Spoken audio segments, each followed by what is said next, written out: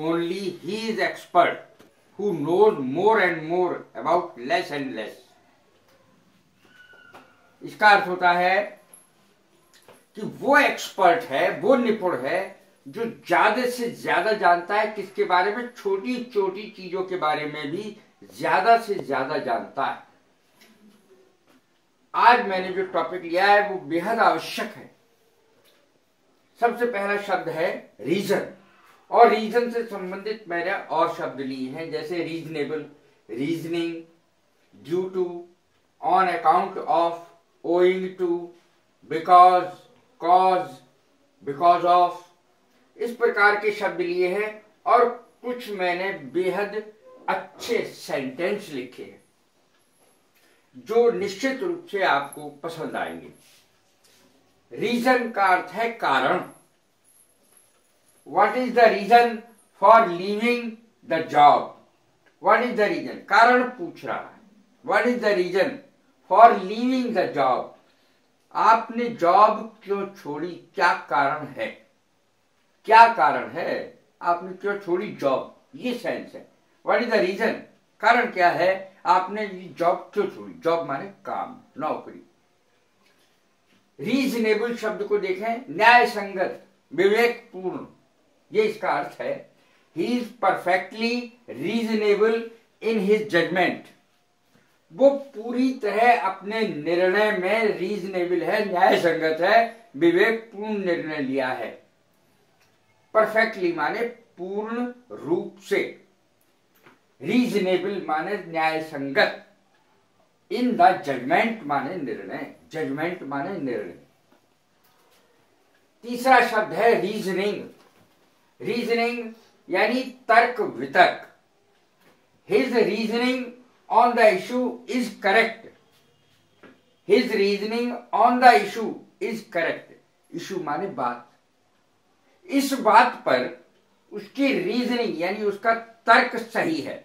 उसका तर्क जो है, तर्क वितर्क, वो सही है इस इशू पर। अर्थात his reasoning on the issue is correct. Correct माने ठीक। His reasoning on the issue is correct. उसका जो तर्क वितर्क है इस बात पर वो बिल्कुल सही है। अगला है due to, on account of या ओइंग टू। इसका अर्थ है कारण से। All the trains have been cancelled owing to heavy rains. Heavy rains माने बहुत भारी वर्षा, वर्षा के कारण से। All the trains have been cancelled. सारी ट्रेनें कैंसिल की गई हैं, कर दी गई हैं। किस कारण से? वर्षा के कारण से। Heavy rains. All the trains have been cancelled owing to heavy rains. अब ओइंग टू के स्थान पर हम क्या लगा सकते हैं? On account of. On account of अर्थ है कारण से। ड्यू टू इसका अर्थ भी कारण से है, तो ड्यू टू भी लगा सकते हैं, ऑन अकाउंट ऑफ भी लगा सकते हैं, ओइंग टू भी लगा सकते हैं। किसके स्थान पर? ओइंग टू के स्थान पर। जहां पर सेंटेंस में ओइंग टू है, OWING, ओइंग टू, इसके स्थान पर हम ड्यू टू लगा सकते हैं, DUETO, to. On account of इसका अर्थ भी यही है, ऑन अकाउंट ऑफ का। अब हम अगला शब्द लेते हैं बिकॉज। बिकॉज का अर्थ है क्योंकि। I could not attend the class। क्योंकि I could not attend the class because I was unwell। क्योंकि मेरी तबीयत खराब थी, इसलिए मैं अटेंड नहीं कर पाया क्लास को। बिकॉज का अर्थ होता है क्योंकि। समझ लें इस बात को। और एक शब्द है बिकॉज ऑफ। इसका अर्थ है के कारण। बिकॉज क्योंकि, बिकॉज ऑफ के कारण। बहुत यूज होने वाले शब्द हैं, जैसे ड्यू टू बहुत यूज होता है, ऑन अकाउंट ऑफ बहुत यूज होता है, owing to बहुत यूज होता है, इसको हमें समझना बेहद आवश्यक है, इनके अर्थ, इसीलिए मैंने इन शब्दों को विशेष रूप से छांट के लिखा है। I could not attend the class because I was unwell, मेरी तबीयत ठीक नहीं थी। वेल माने ठीक, आई एम वेल, मैं ठीक हूं। अनवेल, तबीयत खराब है मेरी। I could not attend the class, मैं क्लास अटेंड नहीं कर पाया, मैं क्लास में जा नहीं पाया आज। क्यों? क्योंकि मेरी तबीयत ठीक नहीं थी। ये अर्थ। अगला है कॉज। कॉज का अर्थ है कारण, और दूसरा अर्थ है इसका उत्पन्न करना। कैसे है ये बताता हूं अभी सेंटेंसेस के द्वारा। They are trying to determine the cause of train accident. They are trying to determine the cause of train accident.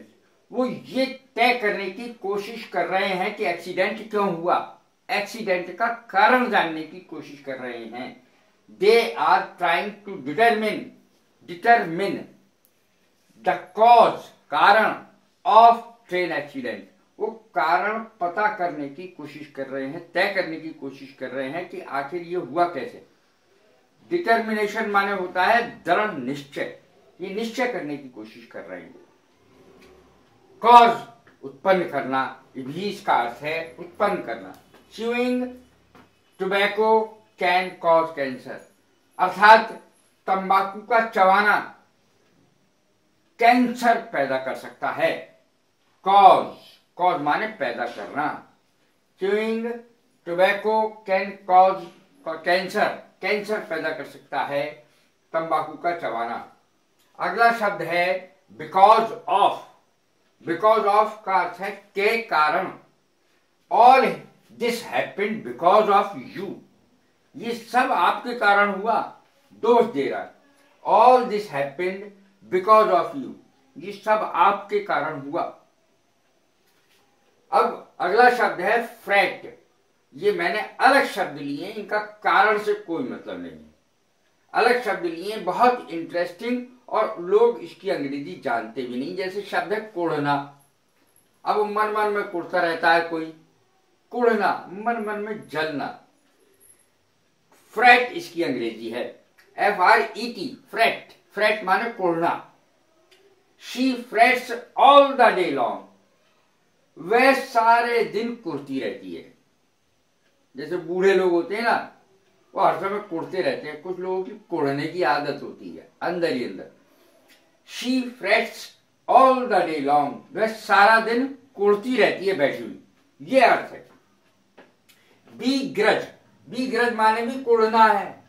B grudge, B grudge माने भी कुढ़ना है। स्पेलिंग देख लें, BEGRUDGE,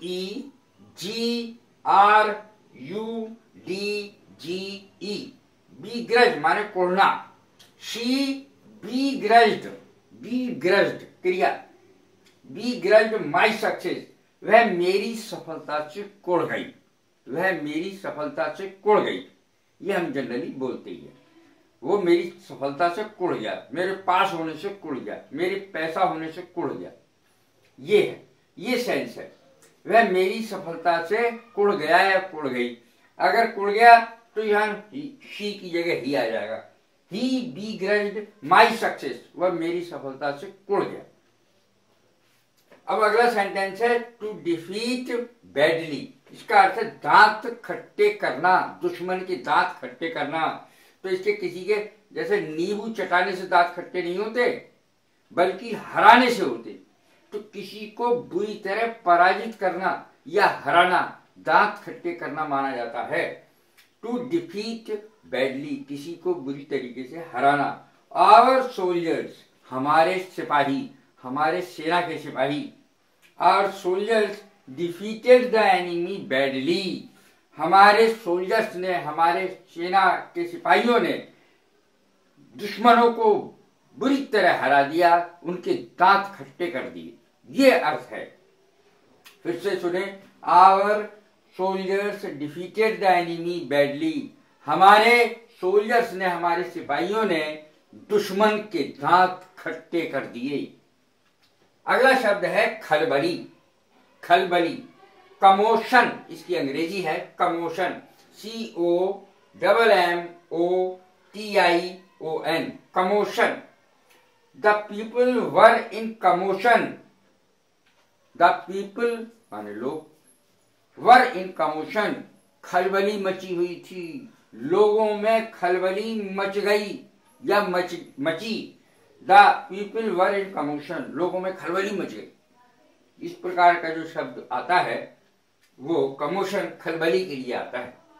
वर्थ, कदर, ये सबसे बढ़िया सेंटेंस है और आपको देखें कितना पसंद आता है।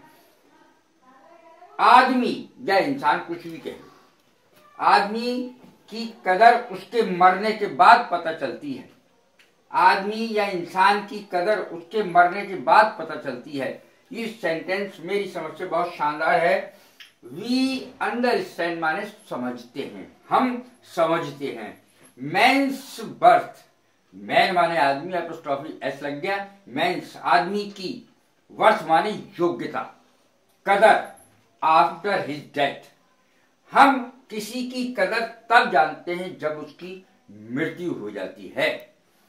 We understand man's worth after his death, इंसान की कदर तब पता चलती है जब उसकी डेथ हो जाती है, उसकी मृत्यु हो जाती है। तो मैं समझता हूं कि मेरी वीडियोस निश्चित रूप से आपको बहुत पसंद आ रही होंगी, क्योंकि ये और सारी वीडियोस से अलग हैं। अंग्रेजी का असली ज्ञान कराती हैं, असली ग्रामर सहित। अब मुझे नहीं पता, फिर भी आप लोगों को काफी समझ में आ रहा होगा, मुझे ये आशा है। और ये आपको अच्छी लग रही हो तो निश्चित रूप से लाइक करें, सब्सक्राइब करें, शेयर करें। Thank you very much.